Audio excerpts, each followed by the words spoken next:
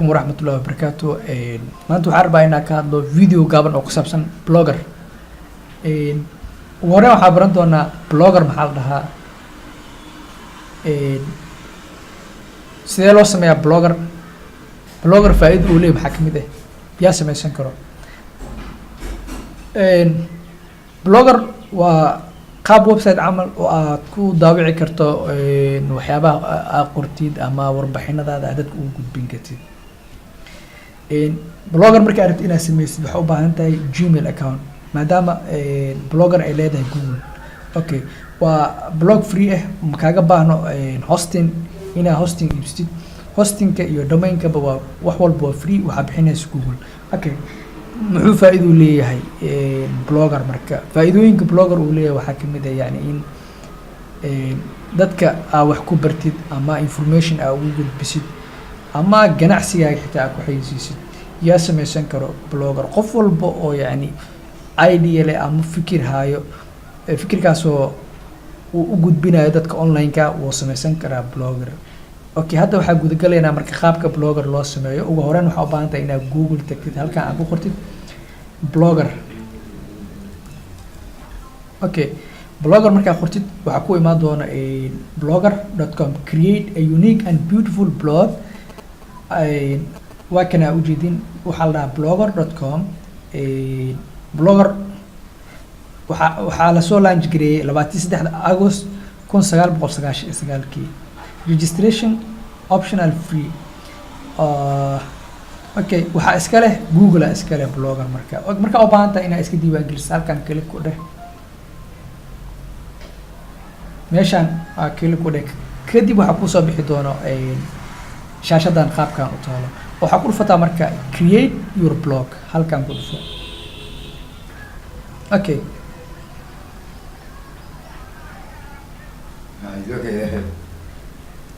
okay blogger waxa ku sameyn kartaa Gmail hadii account hore ah u lahayd okay saana ku soo tixaa mobilkaaga ama maxaa la computerkaaga haddii aadan account hore u lahayn waxa sameyn kartaa marka inaad ku dhufatid use another account kadib create aad ahayd waqad uma baahan maxaa rabaa inaad dhaho Arif training inaad ku sameeyo. Okay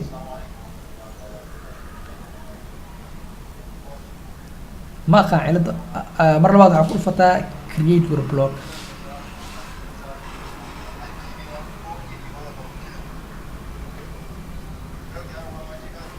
أكام كرودي ده هدو حفيرنا كان أمسي عارف. أوكي مركز أقول في ده حقوق دين دونا مركز باسورد كاج عادي كشو.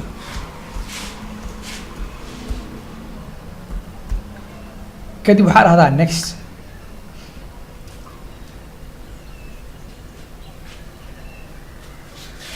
هذا عمله سقطك إنه علوس هاي لكن هذا ونصه كع redirecting وحنو وحرا يا سيرفر. أوكي blogger profile وحاول كرتا دي أو بعد جوجل بلس profile مركز لكان دونا جوجل بلس وحلناه هذا حابورنا create limited blogger profile. أوكي halkan waxa gelisaa magaca blogger-kaaga lagu soo bandhigayo waxa dhahdaa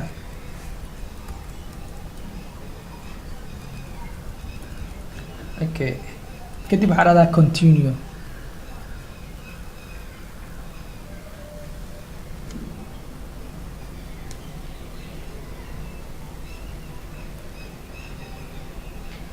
kadib halkan uu keenaa waxa dhahdaa create new blog.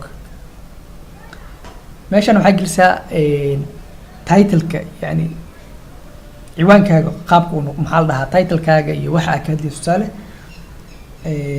learn and aim ani title-kayga saana ka dhigay meeshan address-kaaga maxaa domain name-kaaga maxaa rabtaa inaad ka dhigtid tusaale Arif training.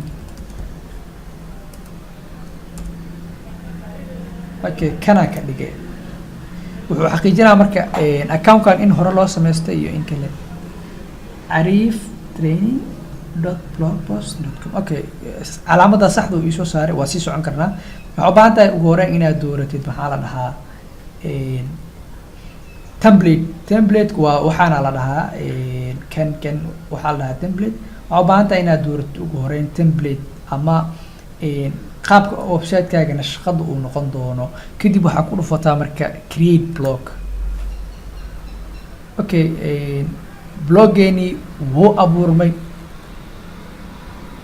no thanks dheh. okay, hadda bloggeeni wuu noo abuuran yahay.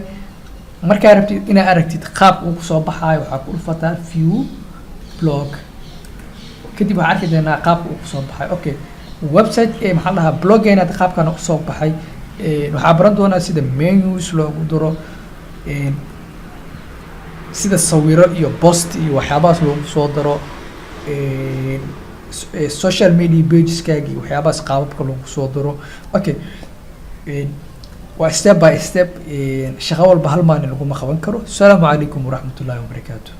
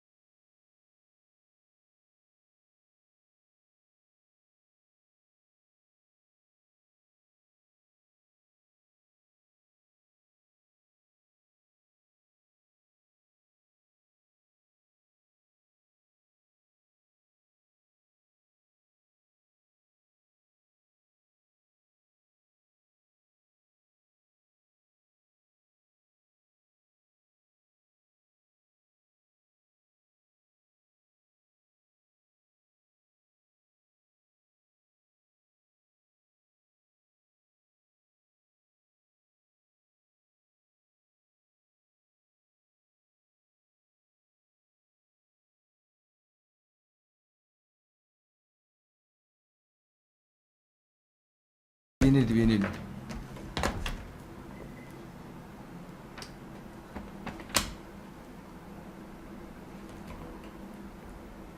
Yeah, continue. Hello, good morning, dear members, respected dear students of the platform. I'm Salou Fati, your English teacher, along with his friend Mohamed Mumin. So today we are going to bring about the conditionals, and figure out and explain you what are the different types of conditionals. So we have 4 types of conditional sentence in English. Therefore, we have zero conditional, first conditional, second conditional, and third conditional. So as for zero conditional, because we have the if clause also have 2.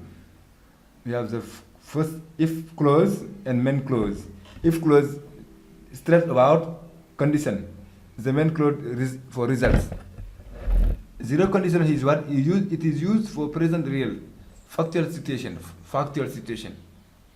For instance, if I say, if I drink coffee at night, I don't sleep well. If I drink coffee at night, this is if clauses, because if plus present. The second one is main clause, which is I don't sleep well. Subject plus infinitive. It means subject plus infinitive. This is zero condition. So as for first conditional of key if clauses, it is used for future real factual situation also. For example, if I drink coffee tonight, I won't sleep well. If I drink coffee tonight, I won't sleep well. If plus present, I mean I drink. And if you have future, I won't sleep well. It means I will plus not won't sleep well. This is the first conditional. Now the second conditional, it is used for present or future unreal. This is unreal because no one is expecting that. The things will happen. If I say, if I drank coffee tonight, I wouldn't sleep well. Because this sentence means that you are no more taking coffee. That's why you predict you are not going to sleep well. See, because this sentence is unreal. It cannot happen accurately. So we have, if I drink coffee, I wouldn't sleep well. It means that if plus preterite to drink, if I drink coffee. And also we have the conditional present. It means a would plus infinitive. Here is the sentence we have negation. I wouldn't sleep well. If I drank coffee, I wouldn't sleep well. This is also for the second conditional for present or unreal future.